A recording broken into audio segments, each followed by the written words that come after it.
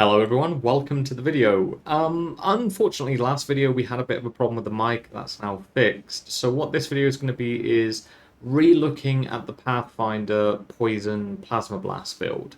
There's going to be a mix, so I'm going to introduce the build, but I'm also going to provide updates on the build, and I'll put all of that in the timestamps so that you can go off to the updates if you've already looked at the previous video, or just look at the entire build showcase in its entirety.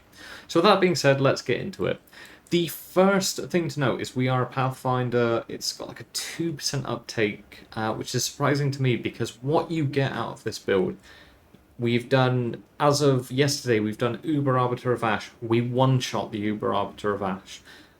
Pinnacle bosses, one-shot. T15, T16, fully juiced maps with Delirium, one-shot. No problem there at all. With all the changes that have happened with maps as well, actual boss damage is even more important than it used to be. So this is a really good all-round character and all-round good build. In terms of investment, like required amount of currency to get this rolling, not much. You can get this done for a div, 2 divs, something like that. If you're really, really, really pushing it, you'll probably be able to get up to something like non-juice T15s with that kind of budget. 5 divs or so is going to get you up to sort of T15 semi-juice maps, and you'll want like 10 to 20 divs in order to get you up to fully juiced T15 maps and potentially T4 pinnacle bosses with a little bit of skill required. So you won't be one-shotting them, I doubt. But it's pretty easy. It's pretty low investment, and this league's really interesting because you do tend to get a lot more currency than we did in previous leagues. So something like 10-20 div is perfectly doable for someone who's spending, say, an hour a day playing the game. You'll get that amount of currency probably after like a couple of weeks or so. All right. With that out of the way, let's talk about the Ascendency choices that we've made. So obviously it's Pathfinder. We've picked up Overwhelming Toxicity because the doubling of poisons that can affect a target is really important. The 35% less poison duration is a problem, but we can fix that with passive nodes. Contagious Contamination is worth talking about for all of 2 seconds because, yes, it's good, but we use we use Herald of Plague. And because we use that for the hindering effect, this is really just a means to an end, which is overwhelming toxicity. I've then chosen to pick up Thawing Campfire because I like being immune to freeze. One of the big benefits of being immune to freeze is when you are doing high tier maps, you're going to get a lot of chilled ground if you're using chaotic rarity omens. If you're using strong boxes in your Atlas, you spec into that, which you should, because both of those things are really good. A lot of those do freeze on use, so Thawing Campfire are really good for that. The Sustainable Practices is really good because this is a really good defensive layer. There is some synergy in the passive skill tree as well. You could, however, pick up Relentless Pursuit and Running Assault. Now, Relentless Pursuit would be great for things like Chilled Ground, because again, you get a lot of that in fully juiced maps at the moment, because you should be using Chaotic Rarity Omens. Running Assault is good just because that movement speed penalty reduction means that you're progressing through maps quicker. If you're doing more maps per minute, you're getting more chances for good things to drop. But that will come at the cost of defenses.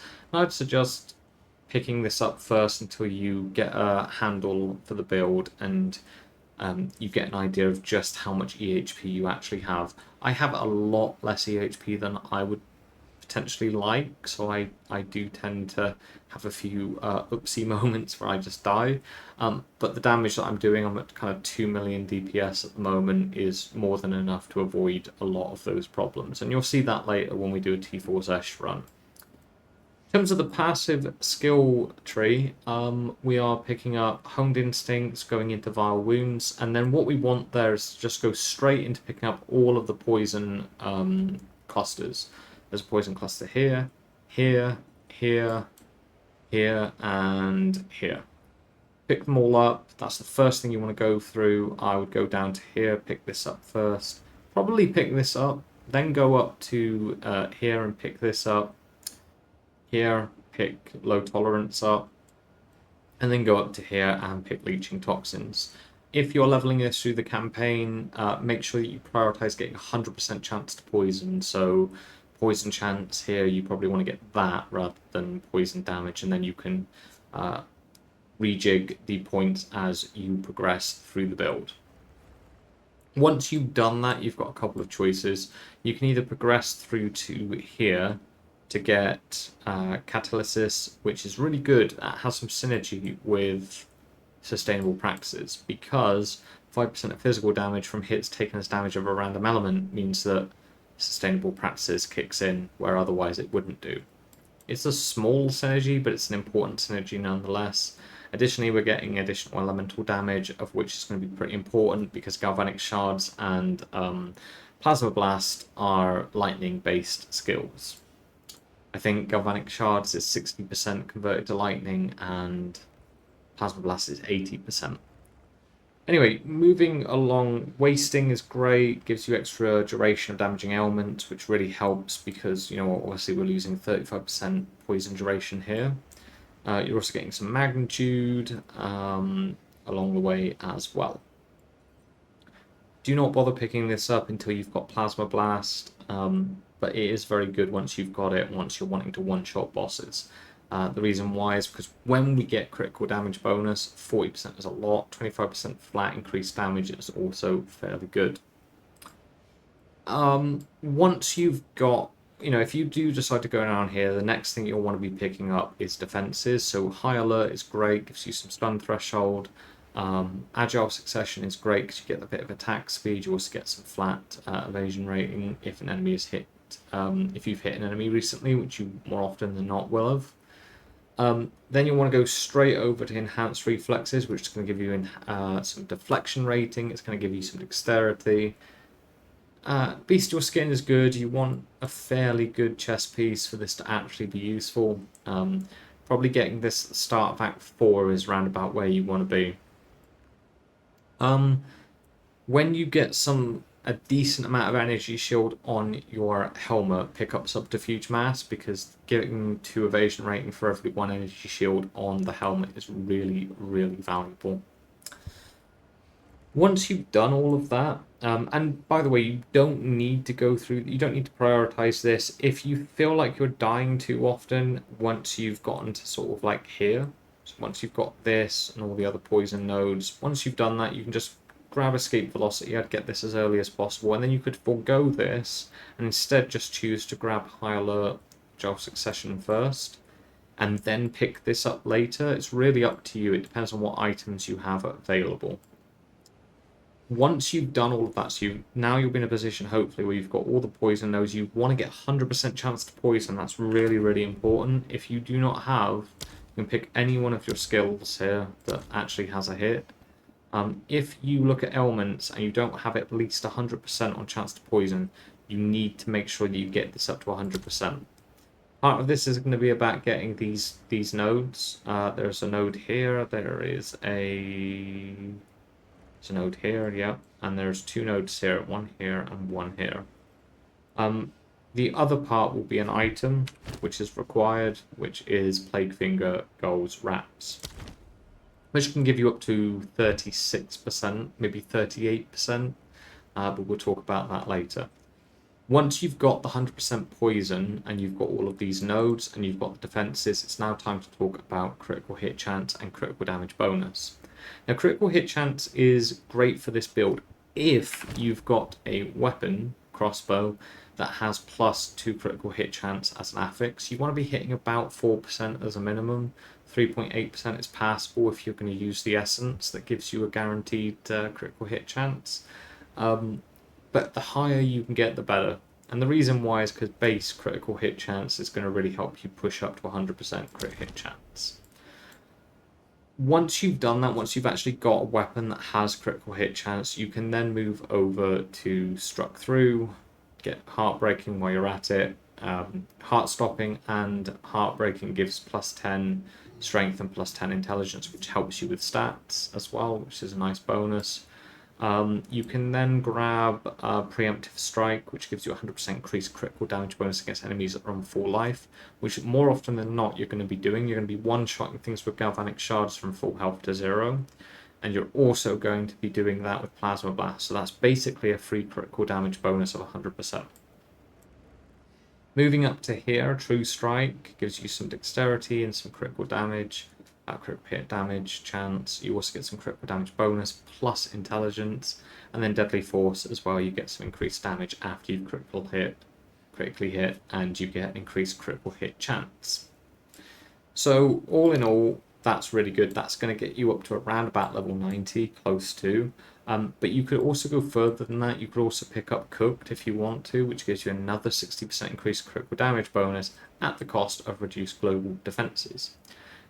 If you pick this up, you're probably hitting about 93, 94. At that point, I'd imagine that you've got a fairly good amount of divs actually invested in this. So you should be able to tank that global defense reduction. Just be aware that that's about 3% less evasion, which also affects your deflection rating. It's a little bit... It does actually affect you in more ways than one. It affects your energy shield as well. So just make sure that you can afford to take this.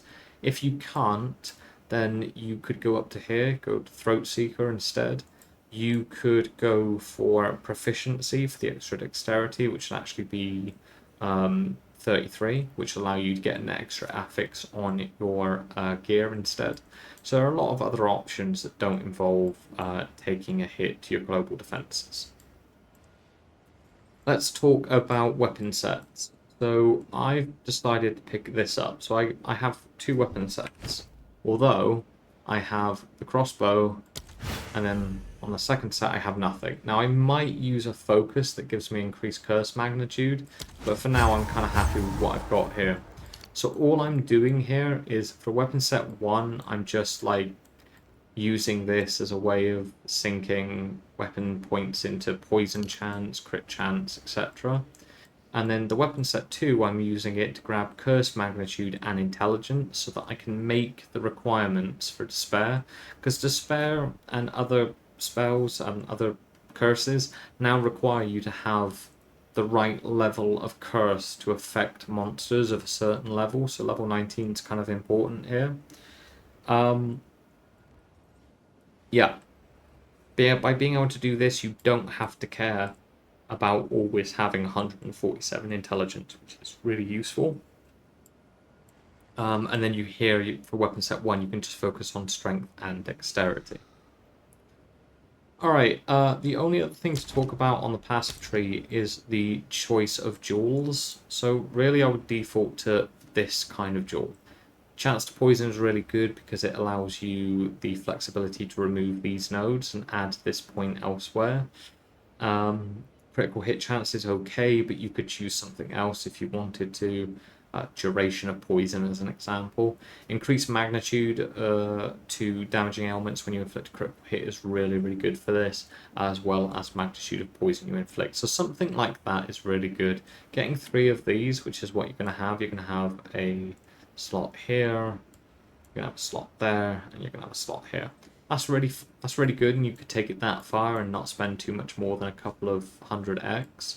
Or you could get a bit pricey and pick up some Megalomaniac Diamonds with a few options. You could get Lasting Trauma, you could get Singular Purpose for some flat 2-handed weapon damage, you could get Protraction, whereas I've got a mixture of the two. This didn't actually cost very much, it cost me like 1 div. You could pick up From Nothing Diamond with Zealot's Oath, which gives you like these 3 points here for 75% attack damage. Or what you could do is you could pick up Prism of Belief with +3 or +2 to Plasma Blast. But I'm not sure how good that would be. So there are a couple of other options. You could get like a you could get a From the Darkness Diamond. You could get a Time Lost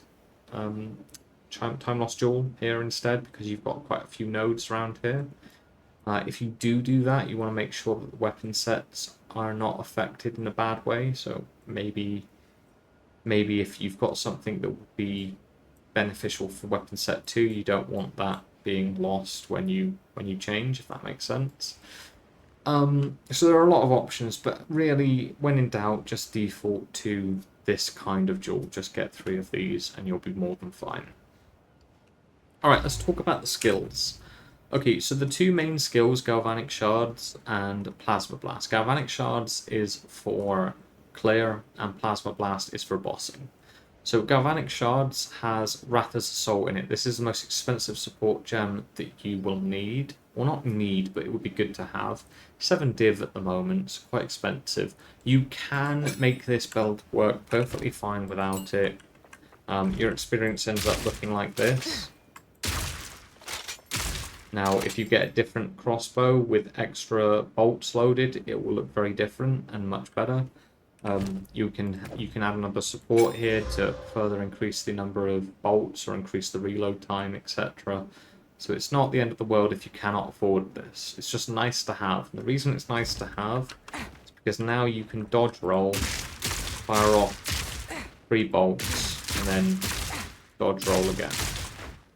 And doesn't cost you any mana, so you don't have to worry about mana cost for clearing, which is really nice. When we talk about Plasma Blast, this is for bossing. So the way that this works is you move over to loading the Plasma Blast, then you have to move 20 meters due to Garakan's Resolve, which is a support gem that we're using for Plasma Blast. Now what this does is it allows you to bifurcate critical hits, which means that critical hits roll twice. If the first critical hit roll is successful but the second fails, you will crit as normal. If both rolls succeed, you will crit with double your critical damage bonus. So what this basically means is your effective critical hit is much higher than it otherwise would be without the support gem, and the cost of that is you have to move 20 meters before you can use this skill. For us, because we only want to use this once, because we're one-shotting everything, that's absolutely fine. Alright, with that out of the way, let's talk about the actual number of skills you need to use when taking out a boss. So you'll start off with Despair, then you'll move on to Toxic Domain, and then you'll actually fire the Plasma Blast, you'll load the Plasma Blast, I'll show you what that means in a minute, and then before you fire it, kick off emergency reload. So it looks like this. Despair, Toxic Domain, charge,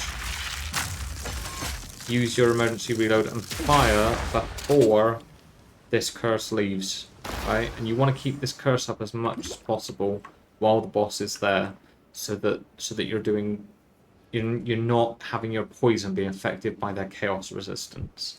So that's basically what you do with the boss thing. It doesn't take much to pick this up. You are literally clicking one button here, another button here, load that, use this, let this go, and you're done. Fairly easy to do with a little bit of practice. If for some reason, and it does happen sometimes, if the Plasma Blast for some reason didn't kill the boss because you mistimed Despair, just move over to Galvanic Shards and finish them off, and just make sure that you've got 6 stacks on the boss. The amount of damage that you'll do will be surprisingly high on even pinnacle bosses, given how these work with hits contributing to poison magnitude. This leads us into kind of like more of a general talk about all of the skills and what we've got. So Galvanic Shards has Deadly Poison 2, Elemental Armament 2, Bursting Plague, Ricochet 3, and Ratha's Assault. We've already talked about this. Ricochet 3 allows us to pierce all targets, really good for passing the poison about. It also means that the projectiles bounce off of terrain, which again helps us spread as much poison as we can. Bursting Plague is just another way of like passing damage across screens. Deadly Poison 2 just increases the magnitude of poison inflicted by 100%, so we pretty much use this in near enough every skill that we can. Herald of Thunder increases the damage for Galvanic Shards and helps us spread poison, because actually Herald of Thunder can hit. So because it's a hit, it actually can poison. So if we see elements, we actually see chance to poison being 100%. So when we fire and shock something and then we proc Herald of Thunder, we're also poisoning things as well. With quality on the buff, we're also getting attacks also being empowered by Herald of Thunder, so it's just a really nice herald to have, and one of the more important things to ensure that you've got activated as soon as you can get it. One thing I should note with Galvanic Shards and Plasma Blast is you want to, as soon as you can, get +1 level from Corruption. So yeah, you want to corrupt these until you get +1. You want to do this with a lower level gem because it's cheaper, and I'll probably release a video on some of these things a little bit later on. Toxic Domain is just a way of boosting the damage of our Plasma Blast. Herald of Plague is here because we want to, so we're not using this to spread poison because we've already got that from our Ascendency. What we're doing here is we're using this because we want the chance to hinder. We want to be able to hinder enemies, slow them down by 30%. It helps keep things away from us and helps us control the area that we're in. Plasma Blast has another Deadly Poison. You're going to see this a lot. Deadly Poison 2. It's going to have Ambrosia, which means that you want a mana flask with as many charges, max charges as possible because of the way this works. You gain 3% of damage as extra lightning damage per mana flask charge consumed. And 20% of your maximum mana flasks are consumed on use. So that's why you want as many charges as you can get on your mana flask. We've already talked about Garakan's Resolve, so we won't go over that again. We've got Inevitable Critical and Ambush. The reason we have these two is to get as close to 100% crit chance as we possibly can. You can achieve 100% chance, effective 100% chance to hit, but it's pricey. Emergency Reload, Efficiency 1, Cooldown Recovery 2, and Prolonged Duration 2. Again, we only use Emergency Reload for bossing. If you don't have a good enough crossbow where you're like fairly low level, got some really entry level gear, you might end up using this to take out rares as well. Wind Dancer is a very, very good defensive layer because it gives you more evasion rating per stage. You get 3 stages. And then on being hit, it triggers Gale Force. Now, the great thing about this is Gale Force can actually poison enemies as well, so you have a 100% chance to poison whatever hits you. Alongside knockback support, Blind 2, Maim, and Magnified Area, this gives you a lot of breathing space if anything gets close to you. Despair is something that I'm sort of like testing out. I'm also testing out Elemental Curse as well. At the moment, I'm using Despair, but I may move over to the Elemental Curse because, and it'll look the same. So it's Heightened Curse, Curse Ground, Ritualistic Curse, Prolonged Duration 2, and Magnified Area 2. This lowers Chaos Resistance on the enemy, and because Poison is Chaos Resistance, you can see why we would pick this up. The last defense we've got is Ghost Dance. This allows you to have 5 Ghost Shrouds, and you recover energy shield equal to 5% of your evasion. You're going to have a lot of evasion, so we've got 20,000, so you can see how great of a defensive layer this ends up being. Alright, that's all the support gems and skills. Let's talk about the items. The first one's the crossbow. You want critical hit chance on this. Everything else, apart from the level of all attack skills, is kind of optional. And when I say kind of optional, is you want as much damage on a crossbow as possible, but you need the crit hit chance. After that, you want the +6 level to all attack skills. If you don't have that, you're not going to do that much damage. So, in order, critical hit chance, level of all attack skills, +6 minimum, and then you want as much flat elemental damage as you can get, or as much physical damage as you can get, or a mixture of the two. There are some trade-offs on this. Elemental damage is going to let you take advantage a little bit more on these increases here from the tree. But considering Galvanic Shards and Plasma Blast respectively convert physical damage to lightning by 60 and 80%, it's not too much of a problem. It's not a big deal. However, I picked this up purely because it was the cheapest that I could find. I bought this for 1 div, I then slammed an essence to get the +6 to all attack skills. I can get a much better crossbow here and increase my damage by a lot, but I just haven't found one yet. The last thing that you want to do when you're buying the crossbow is take into account that you really want Rune of the Hunt for all of your sockets. So don't count the runes that are already in there towards your DPS. Use POB before you actually calculate or buy a crossbow, right? Because you want the Rune of the Hunt in there, not whatever someone has socketed in there to increase the DPS. These are always going to work out better as runes for this build because that 50% increase attack damage against rares or uniques is where you need the additional attack damage. Magic and normal monsters are just going to die in one shot no matter what kind of crossbow you have near enough. Alright, for the helmet, you want as much energy shield as possible. Critical hit chance, rarity, it isn't important. What's important is you fill out your stats, fill out your resistances. For your amulet, you want about 30 spirit to get all of the spirit gems that I've just shown you. Extra spirit is okay, but it's not really necessary. You could just add some different supports in if you so wish. You could also start talking about attrition and things like that if you get enough spirit, but we haven't quite got that. You want +3 to level of all projectile skills. This is one of the most important things on the amulet. So I would say get +3 to projectile skills, then get 30 spirit. Then you just want to fill out global defenses, increased evasion, increased energy shield potentially.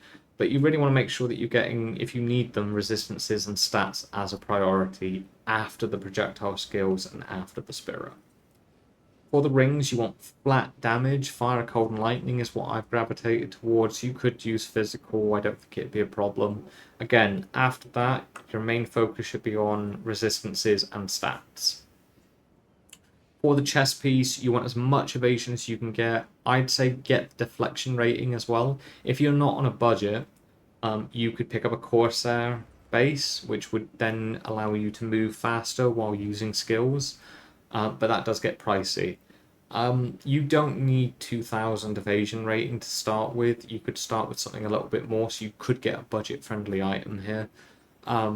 These things are surprisingly cheap because it's become easier to craft things like this. So just figure out what you can afford and pick up the thing with the biggest evasion number that you can get, with as many resistances and stats as you can get. And I would prioritize getting deflection rating because it's a very good layer of defense. For the boots, you want as much movement speed as you can get. I'd say 30% minimum, but that's up to you. That's up to your taste. And then as many resistances as you can get, or stats. Now, just fill out your resistances, fill out your stats. We'll talk about other affixes that are useful if you're managing to fill out your resistances easily and your stats easily. First of all, let's talk about the 2 uniques that we have in this build. The only one that's required is the Plague Finger Rats. You want to be focusing on getting 30% chance to poison on hit so that you can free up your passive points. You can free up these nodes, so you wouldn't have to pick this if you've got 30%. And then attack speed, 6%. It's nice to have, but certainly not necessary. And then you've got a choice to make. You can either get a 2 socket to give you 30% magnitude of damaging elements by putting in 2 runes of cruelty, or you can get a 1 socket rune of cruelty and get yourself a corrupted 36% chance to poison on hit, which then lets you free up an additional passive skill point. Which one's better is really going to depend on your circumstances, but for me, I found the 2 socket was better.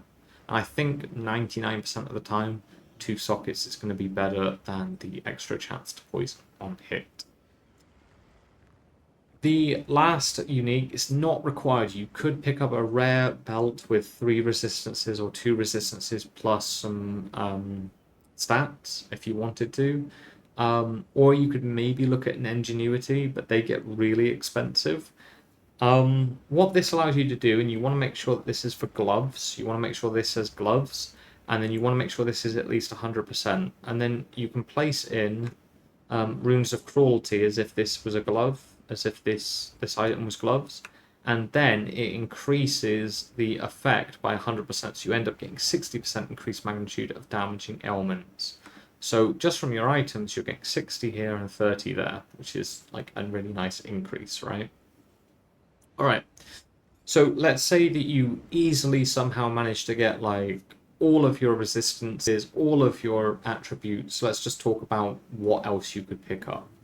So on the crossbow, if you want to get super fancy, you could remove the critical damage bonus. You could get onslaught. You could get load 2 bolts potentially, although I don't really see that as being the be all and end all for a build like this.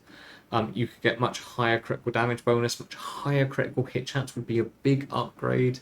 So that those are the kind of options you can get on the crossbow. You might even be able to get +7 to projectile skills as well, which would actually increase your damage by a fair bit. The big benefit that you could get, or the big upgrade for your crossbow, is getting extra slots. You can get up to 4 slots now, although that gets extremely pricey. And then you could end up getting multiple runes of the hunt, like more. You can get an extra one fairly cheaply if you wanted to. For the helmet, you can get rarity, you can get additional critical hit chance. Yeah, those are the two that I would go for the helmet at least. For the amulet, there's a lot of different options. You could get double rarity, you could get critical damage bonus, and you can get like 40% of that. What else can you get? You could just get like loads of defensive layers here as well. Yeah, there's a lot of choice with the amulet on what you could actually pick up. You could go for this is one of the few affixes that allow you to get all elemental resistances. So you could get 20% all elemental resistances, which would be 60. So for one affix, that's about as good as you can get, minus a breach ring. For rings, you can get rarity, but really nothing beats flat damage, right? So prefixes are pretty much locked in. I did try doing increased lightning damage, but yeah, the flat damage always seems to beat it out. You could also upgrade to make sure that you get breach rings so you get additional flat damage, but then that gets extremely expensive. But that's another upgrade that you could go for. For the boots, you've got a couple of options here. You could get rarity. You could also get 100% increased socketed bonus, get a double socket, so you get like a lot of movement speed from your boots, a lot more movement speed. That's another option. For the belt, we've already talked about things that you can get here as an upgrade. You can get ingenuity potentially being an upgrade if your rings are really good. You could just stick with the rare to allow you to do some of the aforementioned upgrade / options in other equipment slots. And then for the wraps, there's not too much you can do here. You really just have a choice between more chance to poison or more slots. There isn't like a 3-slot option here or anything like that. For the chest piece, if you really want to blow a budget and blow a mirror, you could get 3000 evasion with like loads of resistances, high deflection rating, and a Corsair base, which would be like the ultimate upgrade for this slot. But again, that's getting a bit crazy. Olroths would be a good upgrade for the life flask, and for the charms, you could pick up rarity charms. All right, so that's pretty much the whole. That's everything at the moment. That's all, that's the changes, some of the changes that I've made. That's like an overview of the build itself. Let's now run through a T4 Xesht. So if I just buy some splinters, I think I've got enough. So 150. Oh wow, okay. Nice, we're not spending that much at all. Looks like breach splinters have actually gone down quite significantly in price from last I checked. So this is a T4 Xesht. Oh, I actually do need the extra 6. Yeah, this is a T4 Xesht. This is as high as you can get. Let's see if there are any takers. Alright, let's get some more. And we're gonna one-shot it, essentially. You're also going to see the clear and how that works. You're going to see defenses and all of that stuff. So we'll just sort of talk as we go through it. Right, so one of the things that you want to get into a habit of doing is just moving about a fair bit. You don't want to stay in one place for too long. Oh dear. Some network issues for some reason. What you can see is actually we're not as squishy as you might think. Like, even when we take damage, it's not too bad. You want to keep dodging just because, essentially, you've got that Rapper's Assault, and you want to make sure that you've always got a bolt ready. You don't want to be in a position where everything's getting too close to you. Because once something hits you, you are losing your stacks on your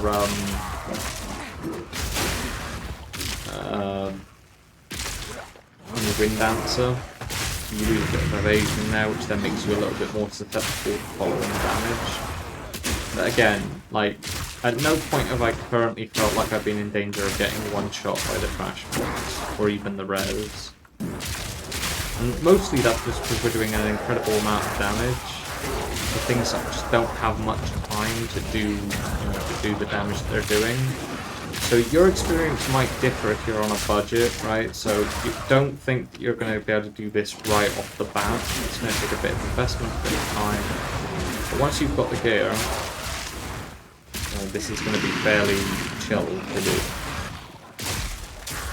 The real challenge for this build is just making sure that you've got enough timing. You're timing the Plasma Blast combo. Alright, let's see if we get anything good. Right, well, it's not the worst, I suppose. Got all the crossbows. Don't know if I want anything else from that. Right, okay, let's just carry on. Right, so at this point, just make sure that you've picked up your Plasma Blast, because you do have to wait 20 meters before you can use it. And then once you've done that, once you've got this activated, you're ready to engage the boss. So you want to make sure that you time this such that you get this ready for him, so that you get to shoot him before the curse goes. There we are. One shot, no problem, right? No problem. If you hadn't have gotten one shot because maybe you mistimed it, just move over to Plasma Blast and just fire that off and keep the number of poisons up to 6. Alright, so we got something fairly okay there. Alright, cool. That's it. That is the build. That's how it's going at the moment. I will release something doing Uber Arbiter of Ash soon as well. Yeah. It's a really cool build. It's really fun. There's a lot more damage that I can squeeze out of it at the moment. I will be updating this further. Thank you very much for watching. If you've watched all the way to the end, please consider subscribing, liking, or indeed commenting with any questions that you have. If you want to catch me live, I'm on Twitch TV under Father Exile, and yeah, it'd be great to see you there. Once again, thank you very much for watching. Hope you found it interesting. Catch you in the next one. Bye.